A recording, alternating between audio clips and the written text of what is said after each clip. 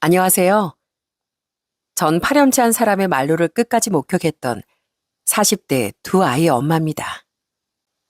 여러분, 세상엔 남의 선의를 딛고 올라서려는 사람이 있죠. 힘든 상황에 손을 내밀면 팔꿈치까지 낚아채고 올라와 미안하단 한마디 없이 당연하단 얼굴로 더 요구하는 사람 말입니다. 설마 제 주변에 그런 사람이 있을 거라곤 정말 몰랐는데요. 믿음이란 이름으로 애써 감내했더니 그 사람은 결국 벌을 받고 참았던 저에겐 복이 오더라고요. 지금 내려진 벌과 그리고 복이 어떤 것인지 여러분들에게 한번 얘기해 보려고 합니다. 저희 친정집은 사실 처음부터 행복한 가정은 아니었어요. 아빠라는 사람은 엄마를 정말 많이 힘들게 하셨거든요. 아빠가 주기적으로 집을 나가셨답니다. 아빠는 한 번 집을 나가기 시작하면 거의 6개월 동안 소식도 알 수 없었고 겨우 6개월에 한 번 또는 1년에 한 번씩만 집에 들어오곤 했죠. 그렇게 집에 들어올 때 조용히나 있으면 좋으련만 역시나 아빠는 그런 사람이 아니었습니다. 올 때마다 엄마가 힘들게 벌어놓은 돈을 싹 다 가져가 버리곤 했으니까요. 어릴 적엔 그런 아빠를 제가 어떻게 하지도 못하고 속으로만 울분을 섞였었는데 그나마 제가 고등학생이 되면서 덩치도 크고 힘이 생기기 시작했을 때부터 저도 엄마와 같이 아빠를 뜯어말리곤 했어요. 당신이 여태껏 우리 집에 뭐 한 게 있어서 여길 찾아와요. 오지 마세요. 우리 엄마가 힘들게 번 돈 당신이 뭔데 가지고 가요. 뭐 이 자식아? 이게 애비한테 해도 될 말 있고 안 해야 될 말이 따로 있지. 지금 머리 좀 컸다 이거야? 이거 놔. 내가 내 집 오겠다는데 뭔 상관이야? 여기가 왜 당신 집이에요? 우리한테 아빠는 이미 없으니까 다시 놀지 마세요. 더 이상 엄마 힘들게 하지 마시라고요. 뭐 어쩌고 어째? 이놈의 옆에 내가 가정교육을 대체 어떻게 시킨 거야? 하여튼간 집안꼴 아주 잘 돌아간다. 잘 돌아가. 애들 꼬라지 좀 봐 이 옆에 내야. 어떻게 애비한테 함부로 대할 수가 있어? 당신이나 애들한테 함부로 하지 마. 오죽하면 애들이 당신한테 그러겠어? 다신 찾아오지 마. 당신 같은 아빠는 우리 애들한테 필요도 없으니까 당장 나가라고. 그렇게 엄마와 저 그리고 남동생들이 계속해서 아빠를 밖으로 몰아내자 결국 아빠란 사람은 집에서 나갈 수밖에 없었습니다. 그 후로도 계속 집으로 찾아왔지만 나중에 남동생들도 어느 정도 크고 나니 더 이상 아빠란 사람은 집에 찾아오지 않더라고요. 그러다 제가 23살이 되었을 때 아빠가 간암으로 세상을 떠났다는 소식을 듣게 되었습니다. 평생 아빠란 사람은 저희의 기억 속에 좋은 추억이라곤 하나도 없는 사람이었어요. 오히려 저희 식구들이 힘들게 하는 그런 악마와도 같은 사람이었죠. 그러다 보니 저나 남동생들 모두 아빠의 장례식장엔 참석도 하지 않았어요. 엄만 혼자 순대국밥집을 운영하며 열심히 그렇게 저희 삼남매를 키우셨습니다. 사실 지금도 아이 셋을 홀로 키운다는 게 힘든 일인데 그 시절엔 엄마 혼자 자식 셋을 키우는 게 얼마나 더 고단하고 힘드셨겠어요. 그렇지만 엄만 정말 저희 삼남매만 바라보며 평생을 그렇게 헌신하면서 사셨답니다. 그런 엄마를 곁에서 지켜보면서 저희 삼남매는 바르게 자랄 수밖에 없었죠. 남동생들은 대학을 나와 탄탄한 중견기업에 입사해 엄마의 자랑이 되었고 저 또한 졸업 후엔 직장에 취직을 해서 제 밥벌이를 잘하고 살고 있었네요. 그러던 중 제가 30살쯤 지금의 남편을 만나게 되었습니다. 지인의 소개로 처음 만난 자리에서 봤던 남편은 그저 평범한 직장인처럼 보였어요. 그런데 딱 얘기를 나누던 와중에 뭔가가 제 눈에 확 들어오더라고요. 그건 바로 휴대폰 배경화면이었습니다. 어? 근데 휴대폰 배경화면에 계신 분이 누구세요? 혹시 할머님 사진이세요? 네, 저한테 누구보다 소중하신 분이에요. 사실 부모님께서 늘 바쁘셔서 집을 항상 비우셨거든요. 제가 5살 때부터 16살 때까진 할머니가 저랑 여동생을 다 키워주셨어요. 말 그대로 저한텐 엄마나 다름 없으신 분이죠. 이제 제가 다 컸으니 저도 효도를 해야 하는데 어떻게 제가 그 보답을 다 할 수 있을지 모르겠네요. 그때 화면을 바라보며 얘기하는 남편의 얼굴은 누구보다 따뜻하게 보였어요. 가족을 진심으로 아끼고 존중하는 모습을 보니 점점 저도 마음이 생기더라고요.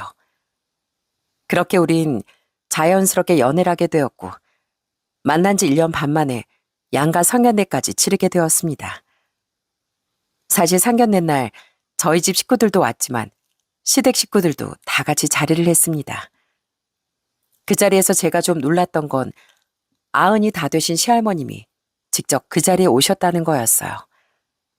연세가 있으시다 보니 참석하기 어려우실 것 같았는데 손주 상견례인 만큼 직접 참석하고 싶으시다며 시할머니께서 얘기를 하셨죠. 우리 손주가 이렇게 멋지게 자라 장가 간다고 하니 제가 기쁜 마음으로 이 자리에 참석했습니다.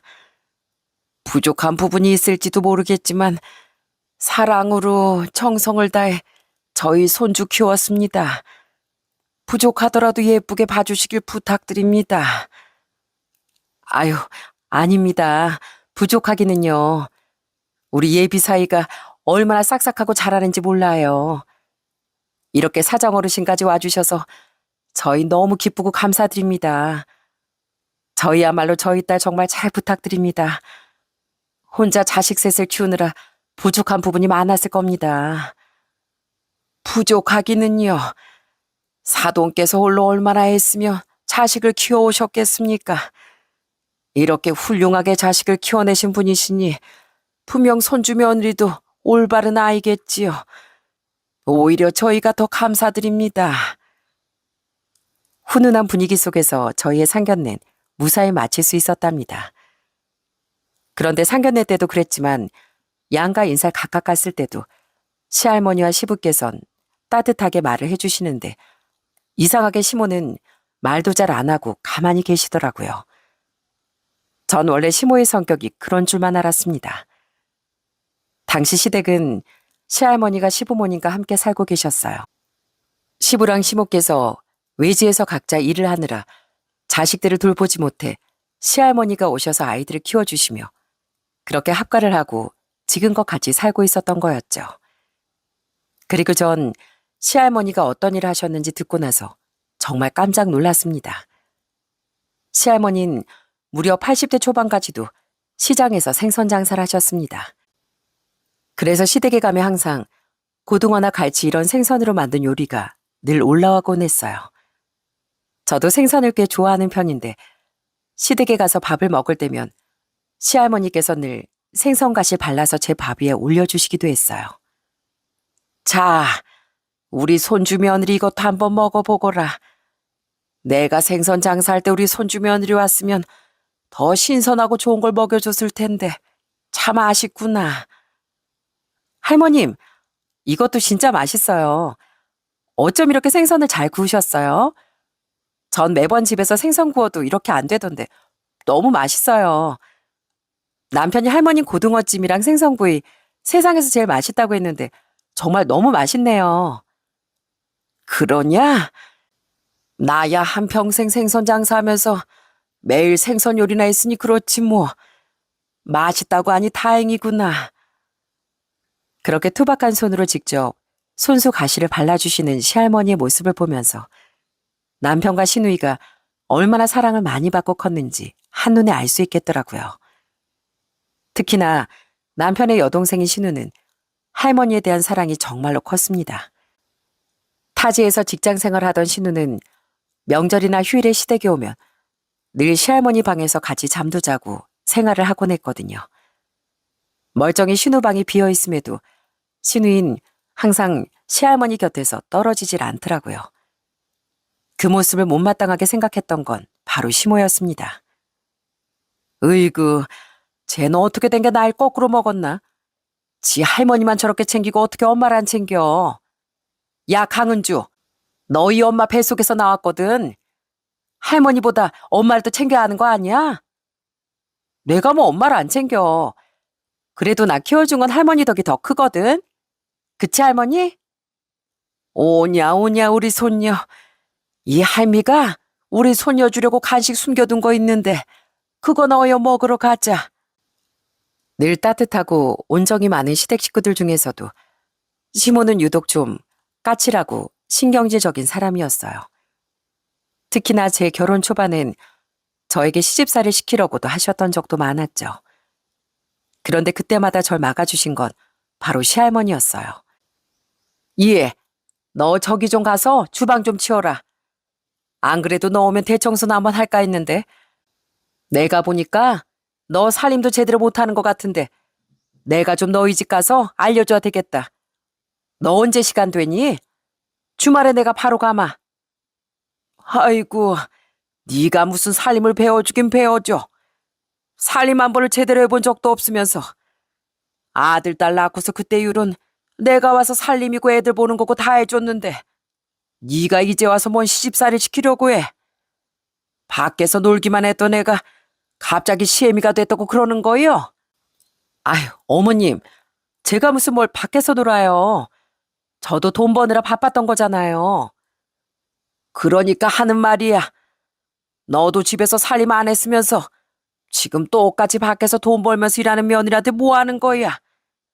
괜히 시집살이 시키러 가지 말고 가만히 있어, 가만히. 참, 어머님은 절 꼭 나쁜 사람으로 만들어요. 우리 손주 며느리 시집살이 시키러 가지 말어. 내가 계속 지켜볼 거야. 알겠어? 아휴, 알았어요. 시할머니 호통에 시모는 알았다며 더 이상 대놓고 제게 시집살이 시키진 않았지만 은근슬쩍 저한테 이거 해라 저거 해라 하면서 시키곤 하시더라고요. 그렇게 절 시키다가 시할머니나 시부가 등장하면 또 언제 그랬냐는 듯 저한테 잘해주는 척 하시기도 했고요. 한편 시부는 은퇴를 하시고선 건강에 많이 신경을 쓰시는 분이었답니다. 아침마다 운동도 계속 나가시고 조깅도 하시고 배드민턴도 치시고 또 등산도 가시면서 정말 열정적으로 운동을 하셨어요. 한 번씩 시부와 밖에서 배드민턴을 치면 저도 꽤나 운동을 잘하는 편인데 한 번을 이기지 못했답니다. 아버님, 맨날 배드민턴만 치신 거예요? 정말 왜 이렇게 잘 치세요? 좀 봐주세요. 봐주긴 뭘 봐줘? 승부의 세계 냉정한 법이야. 제 아무리 아끼는 며느리지만 코트 안에선 소용없지. 자, 간다 우리 며느리. 그러면서 공을 넘기시는데 얼마나 체력이 좋으신지 제가 따라갈 수조차 없을 정도였어요. 남편도 그 모습을 보면서 막 웃으면서 얘기를 하더라고요. 여보, 우리 아버지 하루라도 운동 안 하면 입에 가시가 돋으시는 분이셔. 나도 아버지 못 이긴다니까. 에이, 그래도 아버지 좀 봐주세요. 다른 사람도 아니고 며느린데요. 에이, 그럼 다음엔 5점 깔아서 주마. 그럼 되겠지? 그렇게 시부께선 운동도 정말 좋아하시고 젊은 사람들도 이기지 못할 정도로 그 연세에 근육도 짱짱하시고 아주 건강하셨답니다. 그런 시부가 집안의 중심을 잡고 있으니 집안은 늘 화목하고 편안하게 보였어요. 명절에 시댁에 가면 저흰 항상 시할머니께 먼저 인사를 올리는데 그러면 시할머니께서 늘 저희에게 용돈을 따로 챙겨주셨습니다. 정말 거짓말 안 하고 갈 때마다 30만 원씩 늘 주시는데 너무 감사했지만 또 죄송하기도 하더라고요. 그래서 받을 때마다 전 굳고 사양을 했죠. 할머님, 이러지 마세요. 왜 이렇게 자꾸 용돈을 주세요? 저희 이거 앞으로는 안 받을래요. 제가 이걸 어떻게 받아요? 됐다. 요즘 젊은 사람들 먹고 살기도 힘든데 한 달에 나가는 집값이며 대출금이며 그 돈이 얼마나 많겠냐. 이거라도 좀 보태가지고 쓰거라. 안 돼요. 저희 돈 있어요. 열심히 일하면서 돈 버는데 저희가 이걸 어떻게 받아요? 내가 우리 손주랑 손주 며느리한테 주는 건데 이것도 못 주겠어? 이거 주려고 내가 80대 초반까지 계속 일한 거예요. 그러니까 얼른 받아. 그렇게 계속해서 사양해도 시할머니는 저희 호주머니에 용돈 봉투를 자꾸만 찔러주시더라고요. 아웅다웅하는 저희 모습을 보면서 시모가 또 까칠하게 얘기하시곤 했습니다. 아이고 어머님, 저 주세요 저. 저희한테 10원 한 푼 안 주시면서 손주랑 손주 며느리 그렇게 예쁘세요? 저도 주세요. 당신이 지금껏 잘했어 봐. 어머니가 당신한테 용돈 맨날 주지 안 주시겠어? 당신이야말로 어머님한테 용돈 한번 드린 적 있어? 맨날 밥이나 먹었지. 이거 봐봐. 배 나온 거 한번 봐보라고. 어머님한테 용돈 달라기 전에 당신 뱃살이나 좀 빼. 여기서 왜 내 뱃살 얘기가 나와 당신은? 참, 내가 진짜 서러워가지고 이 뱃살 빼고 말지. 나 오늘부터 당장 헬스장 다닐 거야. 어이구 그러세요 그럼. 맨날 받는 것만 원하지. 남한테 주는 꼴도 못 봤었는데 돈 아까워서 헬스장 가려나 몰라. 한 번씩 이렇게 시모께서 집 분위기를 망치려고 들면 시부가 나서서 시모를 바로 말리시곤 했습니다. 그래서 그런지 결혼 초반엔 시모가 이런 사람일 거라곤 전혀 상상치도 못했어요. 저희 역시 항상 시댁에 갈 때마다 시할머니, 시부모님 선물을 사가지고 가곤 했습니다. 그런데 역시나 선물을 사들고 가면 반응이 영 다르더라고요. 아이고, 우리 손주 며느리가 최고다, 최고야. 잘 입으마. 고맙다. 안 그래도 나 꽃가옷 하나 마련할까 했었는데 이번에 날 풀리면 이거 입고 나들이나 가야 되겠다. 고맙구나. 그러게요, 어머니. 우리 며느리가 어머니한테 아주 잘 어울리는 거 골라서 왔네요. 역시 우리 며느리가 최고다. 나도 잘 입으마 아가.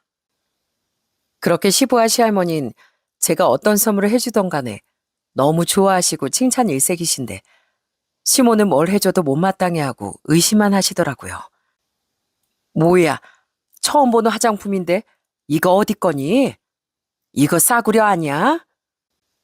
어머님, 이번에 새로 나온 브랜드인데 요즘 인기가 정말 많아요. 화장품 질도 좋아서 사람들 진짜 많이 쓰거든요. 한번 써보세요. 그래? 내가 한번 진짜 알아본다. 나 아는 사람 화장품 판매하는 거 알지? 거기 물어다 보면 금방 다 들통날 텐데. 어머님, 제가 설마 어머님한테 안 좋은 거 해드렸을까 봐서요? 쓰시기 찝찝하시면 그냥 돌려주세요. 제가 그냥 쓸게요. 아니 뭐 그런 건 아니고 뭐 한번 써보지 뭐.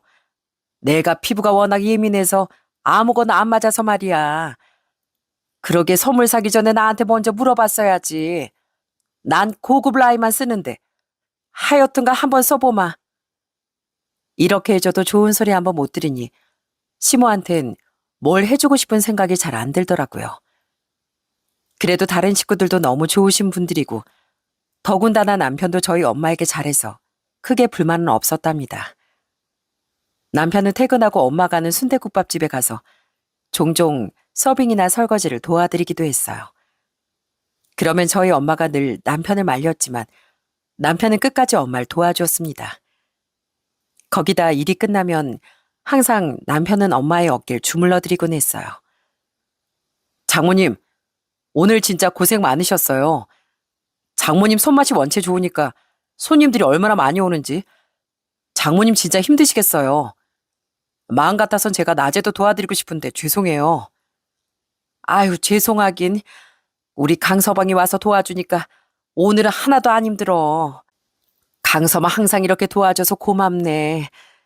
내가 강서방 덕분에 요즘 얼마나 행복한지 몰라. 장모님, 다른 것보다 장모님 건강이 제일 중요하니까 늘 건강 먼저 생각하세요. 그렇게 다정다감한 남편과 함께 결혼 생활을 이어가면서 저희는 아들 둘을 낳았습니다. 아들들을 낳았을 때도 시할머니께서 정말 많이 좋아하시고 기뻐하셨어요. 식구가 더 늘어나게 되니 저희 가족들은 더 행복해졌습니다. 출산하고서 제가 약간 산후 우울증처럼 우울했던 때가 있었는데 그때 시댁에 가면 시부께선 제 앞에서 막 막춤을 추시곤 했었어요. 아가, 이거 봐라, 이거 봐봐. 내가 춤을 좀 배웠는데 어떠냐? 이 시애비 춤 잘 추지 않어? 아버님, 그게 뭐예요? 어디서 배우신 거예요? 웃기지? 그래, 그렇게 웃어야 우리 며느리지. 우리 며느리 힘내라, 힘내. 그렇게 시부께선 제 산후 우울증도 어떻게든 낫게 해주시려고 막춤같이 추실 정도로 제 생각을 정말 많이 해주셨답니다. 시할머니께서도 늘 제 안부를 먼저 물으시고 제 건강 걱정을 먼저 해주실 정도로 절 챙겨주셨죠. 이런 시댁 식구들 덕분에 저 역시 행복하게 잘 지낼 수 있었고요. 그런데 결혼 생활 7년 만에 정말 큰 불행이 찾아오고 말았습니다. 그건 바로 누구보다 건강하고 우리보다 더 체력이 좋으셨던 시부께서 너무도 허망하게 갑작스런 급성 심근경색으로 세상을 떠나시고 만 거였죠. 그날 아침도 시부께서 저한테 좋은 글귀, 좋은 명언을 보내주셨는데 그게 시부께 받았던 마지막 메시지가 될 줄은 그 누구도 상상하지 못했었네요. 갑작스런 시부와의 이별은 도저히 믿겨지지가 않았어요. 시부는 평소에 술도 잘 안 드시고 그렇다고 흡연을 하셨던 것도 아니었고 매일같이 운동도 하셨던 분이었는데 이렇게 한순간에 그렇게 떠나버리시고 말았다는 게 믿겨지지가 않더라고요. 갑자기 길에서 쓰러지셔서 바로 병원으로 옮겨졌고 아침에 남편에게 시모의 급한 전화가 오면서 저희도 바로 병원으로 향하게 되었습니다. 그런데 병원에 도착해서 보니 이미 시부께 사망 선고가 내려진 상태였어요. 옆에 계시던 시할머니께서는 그대로 주저앉으시고 혼절해버리셨고 시모 또한 병원 바닥에서 주저앉은 채 오열하셨답니다. 시부의 장례식장엔 시부의 인품만큼이나 정말 수많은 사람들이 달려오셨어요. 오시는 조문객들 모두 시부의 영정사진 앞에서 내내 오열하셨답니다. 시부께서 얼마나 주변 사람들에게 잘해왔는지 그게 딱 느껴질 정도로 많은 사람들이 오셨고 그 덕분에 시부의 마지막은 외롭지 않게 잘 보내드릴 수 있었네요. 장례식이 끝나고서 한동안은 저나 남편 모두 무척 힘들었지만 시모도 힘들어하시고 내내 누워서 우시기만 했습니다. 특히나 시할머니께선 시부가 돌아가신 후에 시름시름 앓기 시작하시더니 몸이 급속도로 나빠지기 시작했죠. 평소에도 노안으로 잔병치레는 좀 하셨고 지병도 좀 있으셨지만 그래도 나름 건강을 챙기려고 많이 노력하셨는데 시부의 장례식 후로는 늘 누워 계시곤 했습니다. 그때마다 저와 남편은 그런 시할머니를 안아드릴 수밖에 없었고요. 할머니, 이렇게 몸이 안 좋으시면 어떻게 해요? 아버지가 하늘에서 얼마나 걱정하시겠어요. 할머니마저 잘못될까봐 이 손주 너무 걱정돼 죽겠어요. 네? 요즘 식사도 잘 안 하신다면서요, 할머니. 맞아요, 할머님. 이 사람이 지금 얼마나 걱정을 많이 하는지 아세요? 저도 그렇고요. 다른 거 몰라도 식사는 잘 하셔야 약도 드시고 기운 차리시죠. 뭐 드시고 싶으신 거 없으세요? 제가 할머님 드시고 싶으신 거 뭐든 다 해드릴게요. 네? 그래, 말이라도 참 고맙구나. 내 걱정해주는 사람은 우리 손주하고 손주 며느리밖에 없다. 나도 기운을 차리고 싶은데 우리 아들이 아직도 눈에 아른거린다. 내가 앞으로 어떻게 살아야 할지, 우리 아들이 어떻게 그렇게 허망하게 간다니. 이 불효막심한 놈이 이 애밀 혼자 놔두고 먼저 갈 수가 있다니. 내가 아들 먼저 앞세우고 어떻게 살겠냐. 우리 아들 혼자 얼마나 외롭겠어. 이 애미가 얼마나 보고 싶겠냐고. 그렇게 시할머니께서 오열을 하시는데 그 모습을 보면서 저나 남편이나 둘 다 눈물을 흘릴 수밖에 없었어요. 할머니, 아버지 괜찮을 거예요. 할머니 옆에 이 손주가 있잖아요. 너무 슬퍼하지 마세요. 네? 저 진짜 할머니까지 어떻게 되면 어쩌나 걱정돼요. 그런데 그때 시모가 저희의 모습을 보면서 한 한마디를 듣고서 전 기겁을 할 수밖에 없었네요. 시모는 시부 장례식 후 딱 한 달이 지나자 점점 태도가 달라지기 시작했습니다. 그날도 저희가 갔을 때 시모는 거실에서 혼자 깔깔 웃으며 TV를 보고 계시더군요. 그런데 저희가 시할머니를 안아드리며 울고 있으니 시모는 비아냥대며 말을 하더라고요. 아이구야, 아주 그냥 누가 보면 이상가족이라도 상봉한 줄 알겠네. 그만 좀 울어. 집구석에서 그렇게 맨날 울고불고 하니까 암울해 죽겠어. 암울하다고. 아유, 지긋지긋해서 정말. 언제까지 그렇게 슬퍼만 할 거야? 산 사람은 살아야지. 울고불고 운다고 뭐 떠난 사람 다시 돌아와? 아유, 정말. 그런 시모의 모습에 정말 너무 깜짝 놀라긴 했지만 전 처음엔 그냥 시모가 괜찮은 척 하는 줄 알았습니다. 솔직히 30년 넘게 결혼 생활했던 남편이 갑작스럽게 그렇게 떠났는데 한 달 만에 괜찮아질 거라곤 생각도 못 했었거든요. 저희가 슬퍼하는 것처럼 그냥 시모도 충격으로 이상 행동을 하시는 건가 싶은 생각도 했었고요. 저흰 틈만 나면 시댁에 가서 할머니를 보살펴 드렸어요. 한 번은 시할머니 건강 상태가 너무 안 좋아져서 입원을 하신 적도 있었는데요. 그런데 시할머니가 입원을 하시고 난 후에도 시모는 병원에 잘 찾아오지도 않더군요. 그래서 하루는 제가 전화를 했답니다. 어머님, 오늘 할머니 병원에 가보려고 하는데 어머님도 같이 가실래요? 내가 거길 왜 가니? 아니 맨날 집구석에서 보는데 뭐하러 병원까지 찾아가서 얼굴을 보고 앉아있어? 너랑 우리 아들이랑 내 딸이 자주 가면 되지 뭐. 굳이 나까지 봐야 되니? 예, 나도 힘들다 힘들어. 나도 이제 60대 중반이야. 할머니만큼이나 나도 힘들어 죽겠는데 왜 니들은 내 걱정은 안 하고 맨날 할머니 걱정만 해? 늙으면 여기저기 아픈 게 당연한 거지. 그런 시모의 말에 전 더 이상 시모에게 말을 꺼내지 않았습니다. 전엔 한 번도 이렇게까지 말한 적이 없었는데 이해가 되지 않았어요. 시할머니는 그 후로도 입원을 하셨다가 퇴원을 하셨다가 반복하셨습니다. 그러던 와중에 시부가 떠나시고 1년 반쯤 지났던 어느 날 저희 엄마의 전화를 받게 되었어요. 그래 딸, 요즘 어떻게 지내? 잘 지내고 있어? 나야 뭐 잘 지내지. 엄만 별일 없고? 엄마? 있잖아 딸. 엄마가 우리 딸한테 할 말이 좀 있는데. 할 말? 무슨 말? 왜, 무슨 일 있어? 그런데 엄마가 한참을 말도 하시지 않고 뜸을 들이시는 거였습니다. 그러더니 전화기 너머로 훌쩍이는 소리가 들리더라고요. 전 너무 놀라 엄마에게 물었습니다. 엄마, 뭐야? 무슨 일 있어? 왜 무슨 일인데? 말해봐. 무슨 일이냐고. 성은아, 있지? 엄마가 이번에 건강검진 받았는데 그게 있잖아. 놀라지 말고 들어. 글쎄 엄마가 암이란다. 뭐라고? 전 엄마의 말을 듣자마자 갑자기 눈물이 빵 터지고 말았습니다. 지금까지 남한테 피해 한 번 주지 않고 홀로 정말 열심히 자식 키운 엄마한테 어떻게 이런 일이 있을 수가 있는지 하늘이 정말 너무 원망스럽더군요.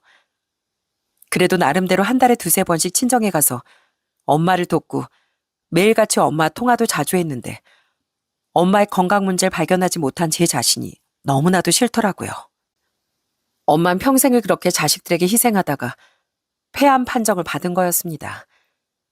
엄만 폐암 2기였고 5년 생존율은 대체로 40%에서 60%가량이었어요. 물론 말기만큼 심각한 건 아니었지만 빠른 치료가 필요한 상황이었죠. 엄만 바로 식당 문을 닫고서 치료를 받게 되었어요. 먼저 종양이 생긴 부분을 절제하고 항암을 시작하게 되었습니다. 정말 천만다행으로 림프절 침범이 보이지 않았죠. 그렇지만 엄만 여러 번의 항암 치료를 받아야 했습니다. 둘째 동생은 천안에 살았고 셋째 동생은 원주의 직장 때문에 그곳에 살고 있었는데 두 동생들 모두 쉽게 올 수가 없어 제가 엄마 곁을 계속 지키게 되었고요. 그런데 항암 받는 게 정말 쉬운 일이 아니더라고요. 수술만 하면 금방 엄마 건강이 나아질 거라 생각했는데 항암 사이클을 한 번씩 거칠 때마다 엄마의 기력이 점점 떨어지시곤 했으니까요.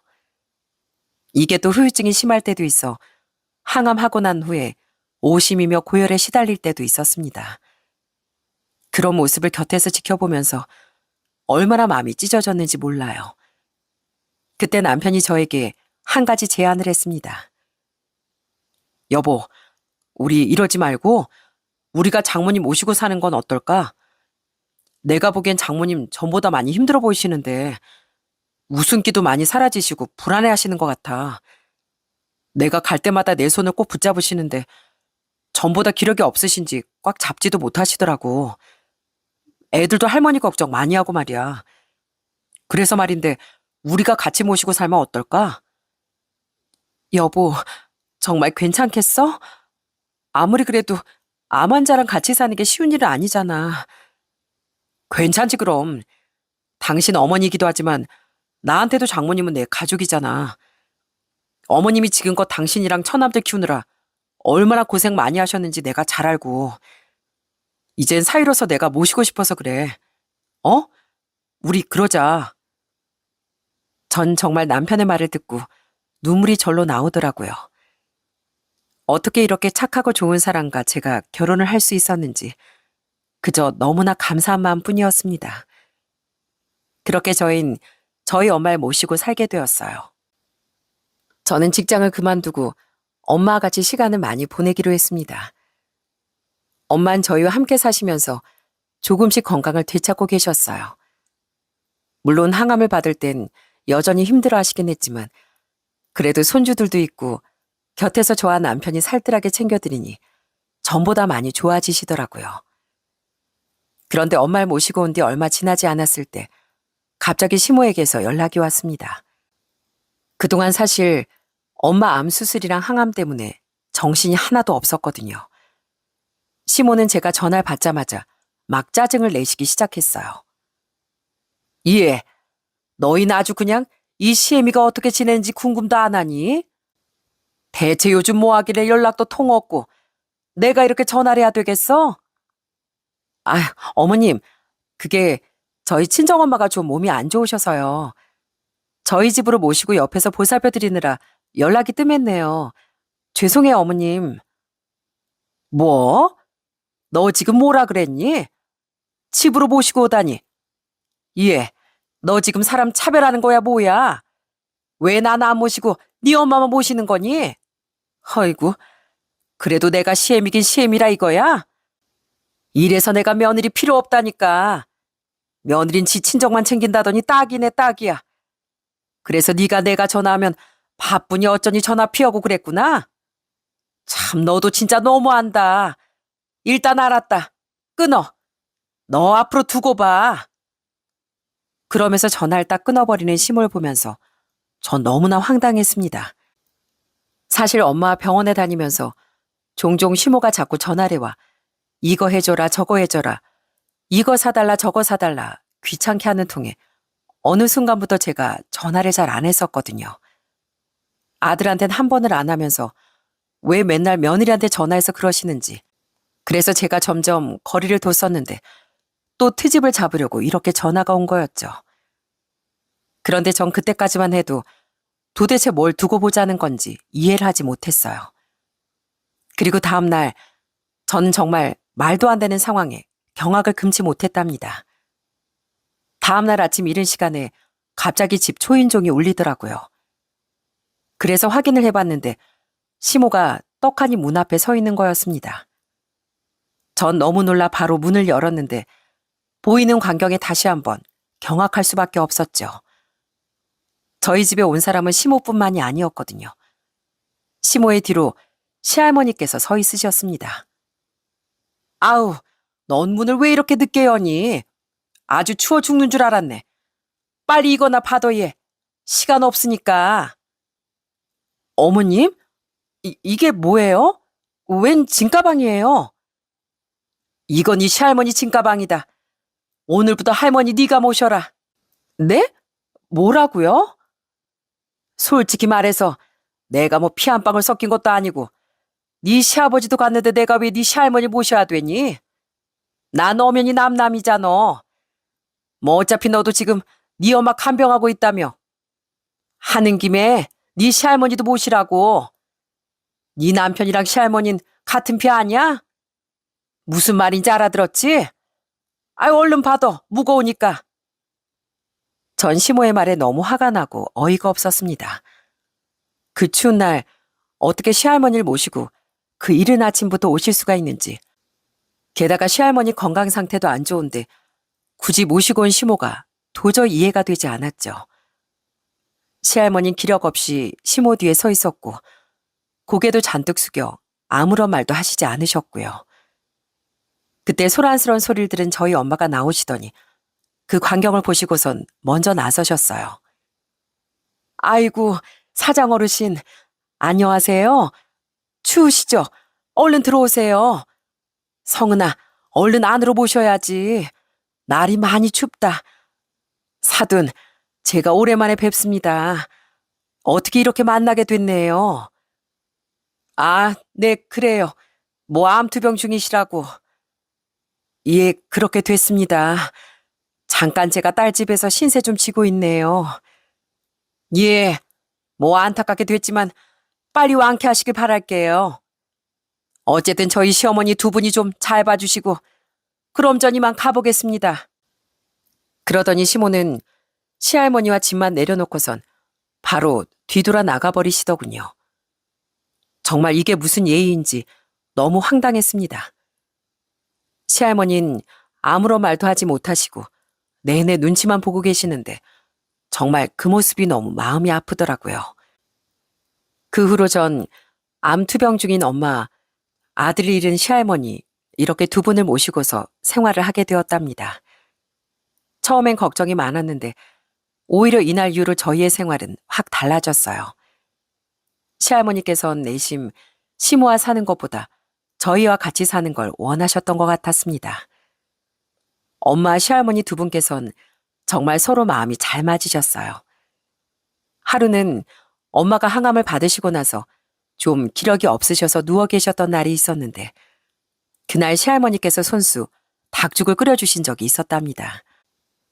그런데 시할머니께서 닭고기를 손수다 손으로 일일이 곱게 찢어가지고 그냥 후루룩 마실 수 있을 정도로 아주 정성을 다해 끓이셨더군요. 그걸 먹고선 엄마가 얼마나 감동을 하셨는지 모릅니다. 사돈, 이것 좀 드셔보세요. 입맛 없을 땐 이렇게 죽이라도 좀 먹어야 기력이 생기지. 안 그러면 기력이 더 떨어져서 힘들어요. 아유, 사장 어르신, 이걸 아까부터 내내 하신 거예요? 아유, 그러지 않으셔도 되는데 고기도 다 잘게 찢어서 넣으시고 이거 보니까 저희 엄마 생각이 나네요. 저희 엄마가 딱 한 번 귀한 닭고기 얻었다고 이렇게 해주셨었는데 저도 저희 아들 키우면서 이렇게 해줬습니다. 자식이 아플 땐 뭐라도 자식 입에 넣어주고 싶은 게 부모 마음이죠. 사돈께서도 얼른 힘내세요. 사돈이 힘을 내셔야 우리 애들도 행복하지 않겠습니까? 아, 얼른 한 수저만 떠보세요. 그렇게 내내 입맛 없이 누워만 계셨던 엄마도 시할머니의 정성 어린 닭죽을 보시고선 한 수저씩 드시더라고요. 이상하게 엄만 항암 때 제가 아무리 요리를 해서 드려도 잘 드시지도 못했었는데 시할머니 간 요린 너무 맛있게 잘 드셨습니다. 전 그래서 시할머니께 너무 감사한 마음이 들었어요. 그 후로 저희 엄마도 시할머니를 정말 많이 챙기셨고요. 아무래도 건강을 위해선 운동도 해야 하는데 두 분이서 매일 아침 집 앞 산책도 같이 가시고 그러면서 시간을 많이 보내시더라고요. 엄마도 몸이 아프셨지만 시할머니께서도 아프시다 보니 두 분이 통하시는 게 많으신 것 같았죠. 그렇게 두 분은 서로를 의지하며 정말 잘 지내셨답니다. 오히려 저보다 두 분이 더 돈독해지고 친해지신 게 눈에 보일 정도였어요. 그렇게 시할머니와 함께 같이 지내면서 들어보니 시모는 내내 밖으로만 돌면서 시할머니 밥도 안 챙겨주고 집안일도 하나도 안 한 채 완전 나 몰라라 했던 모양이더라고요.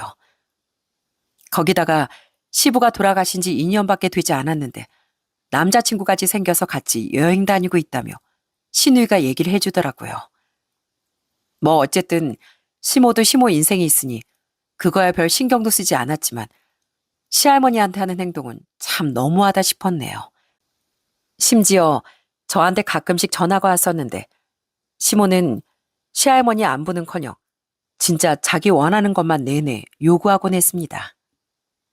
예, 나 며칠 뒤에 등산 가는데 네가 내 등산복이랑 등산화 좀 사서 보내라.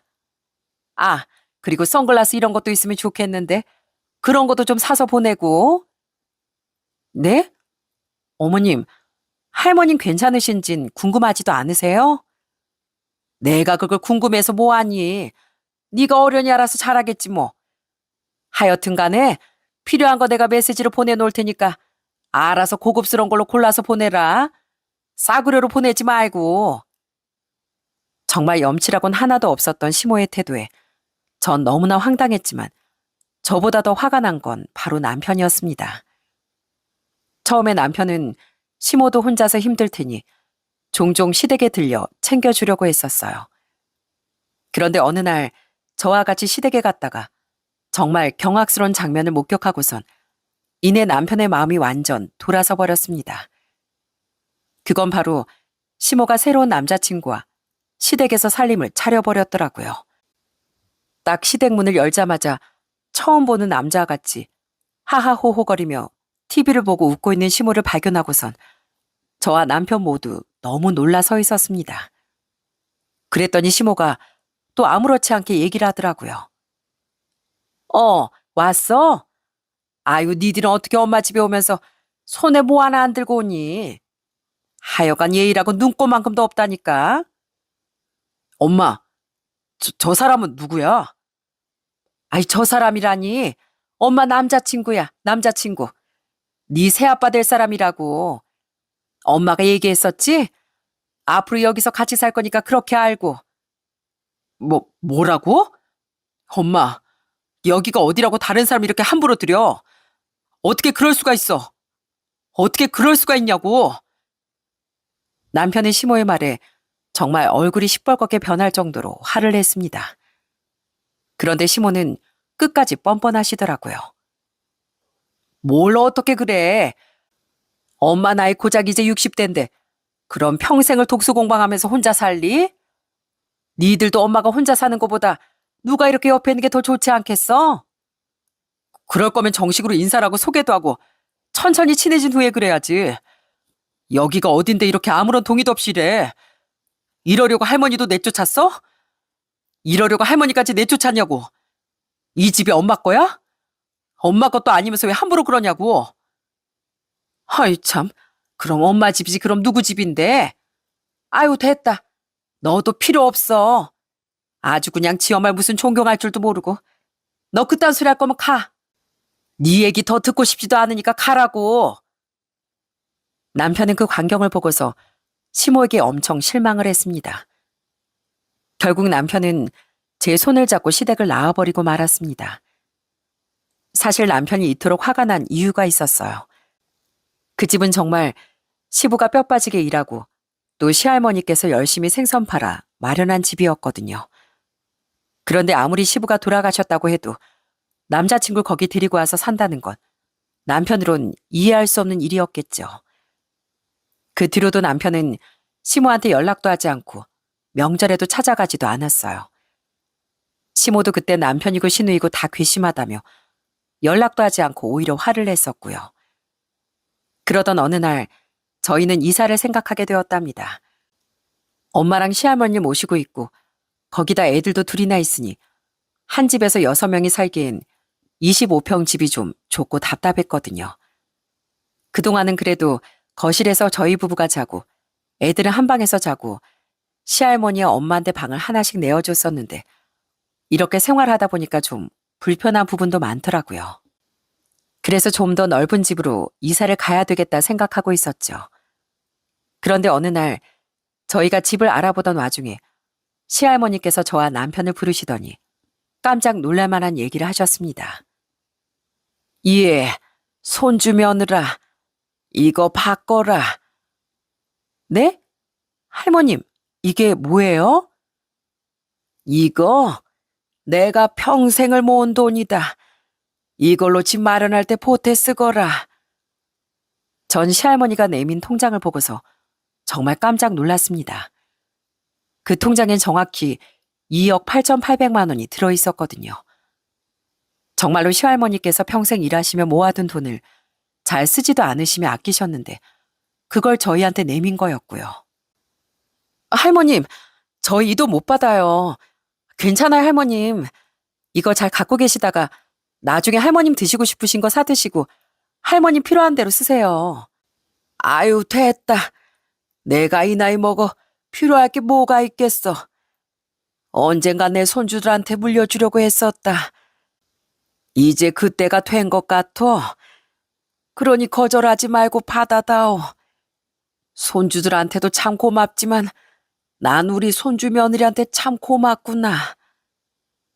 처음엔 저희도 한사코 거절했지만 결국 시할머니께선 그 돈을 꼭 주고 싶다며 내내 저희 손에 쥐어주셨습니다. 처음엔 신우이한테 좀 미안한 마음이 들더라고요. 그래서 신우한테 이 얘기를 했더니 신우이도 이미 다 알고 있던 사실이었어요.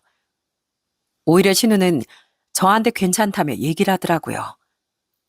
언니, 아유, 저 괜찮아요. 솔직히 저 언니한테 오히려 더 미안한데요.